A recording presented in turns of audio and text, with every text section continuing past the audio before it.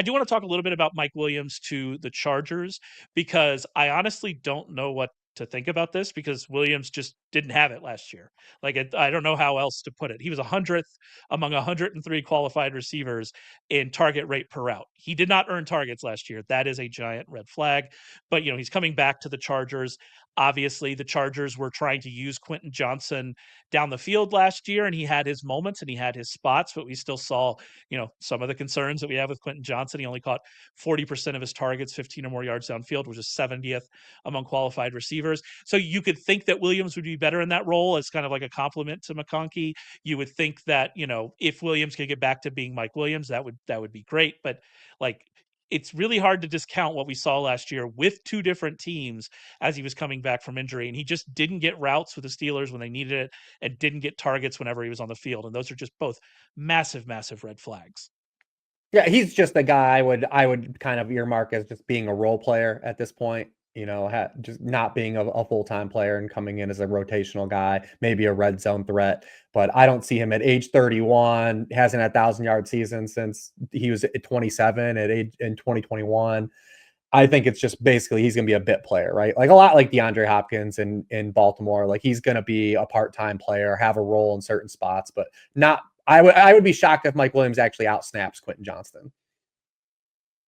Yeah, I kind of there as well. Like it was, they at least seem to like give Quentin Johnson chances even after, like, Yes. what was I there was a late season game in which he was dreadful. I can't even remember which one it was, but didn't he drop like four passes, like it cost them cost them points. It might I have can't been remember the what game. Denver game, the Thursday I night think it game, was, maybe. now that you say it.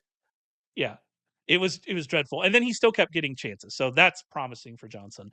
And like you said, the Mike Williams of last year is not beating out Quentin Johnson. Like that's just kind of where we are. And so I mean, he could have beat we'll out Van see what happens. Jefferson. So Yeah, that's kind of my point. That's kind of my point, for sure. Some other interesting wide receiver, contracts. We had Josh Palmer to the Bills for 12 million per. We had Darius Slayton re-signing with the Giants for 12 million per. Both of those numbers, like, when you first see those numbers, you think you get sticker shock, but then you just remember that's how much wide receivers make now. Tutu Atwell made 10 million. De'Ami Brown got 10 million from the Jaguars. That's just how much wide receivers make now. But yeah, it was a bit of sticker shock there. So yeah, some interesting stuff. Like you mentioned, DeAndre Hopkins to the Ravens. Anything stand out to you? Anything really you want to talk about there? well, we talked about how savvy the Ravens were extending Rashod Bateman last year, because if Yeah. Bateman was available as a free agent in this class, I mean, Bateman might have got like he might have pushed like 15 to 18 million, right? Like you'd have to believe that would be the case, especially coming off of the year he had last year. So another good business move by the Ravens ahead of time. Probably the only interesting guy to kind of talk about from that group is Josh Palmer. And I will say this, there's probably the most median outcome, the most probable outcome for Josh Palmer is he still is Josh Palmer, where he's a rotational player in this Bills offense that loves to rotate wide receivers last year. Even under Joe Brady, like they love this wide receiver rotation. They also don't throw a lot under Joe Brady as much as we would love for them to do. But he does kind of fit in from a route winning stance a lot better than these other guys. I mean, you look at last year, his separation score against man coverage was the 8th best in the NFL. Keon Coleman, 54th, Mac Hollins, 71st, Khalil Shakir, 82nd. Like this does open him up to have more of a runway if he's playing well enough to where they're like, hey, maybe we should just play him more full time. So that, at least from a range of outcome stance, playing with Josh Allen exists, because he has been a productive player anytime he's gotten to play. It's just that he hasn't totally earned targets or earned playing time, which is obviously a red flag.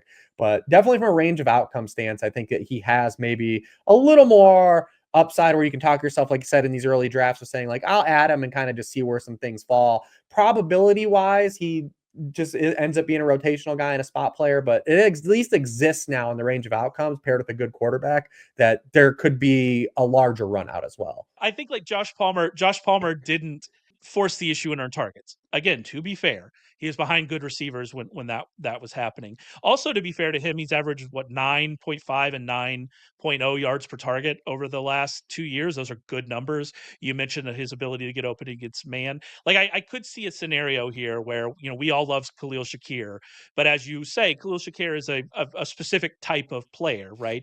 And he's not going to be a very unlikely at least to be a 100% participation guy, right? And so somebody's got to be out there playing. They don't have Mac Hollins anymore because he's taken his beautiful feet to New England, right? And so someone has to be out there playing. And if Palmer is going to be out there playing, then with Josh Allen, that is certainly interesting. But we do have to see that little kind of caveat of him not really forcing it is always a concern. Hopkins is weird because he's kind of like Mike Williams from last year. And although that when he was on the field, he got targets, so that's promising. But like the fact that he just didn't even play in the playoffs.